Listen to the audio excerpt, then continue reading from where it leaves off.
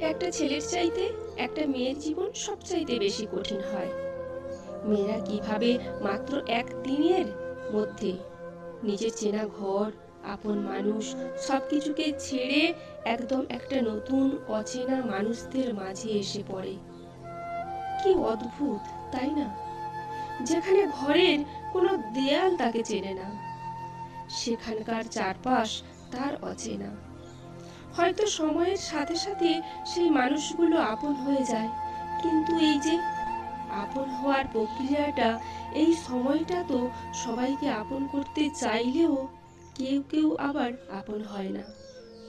এইভাবেই একটা মেয়ে তার মা বাবার আদরের বাঁধন ছিঁড়ে একটা নতুন যাত্রা শুরু করে।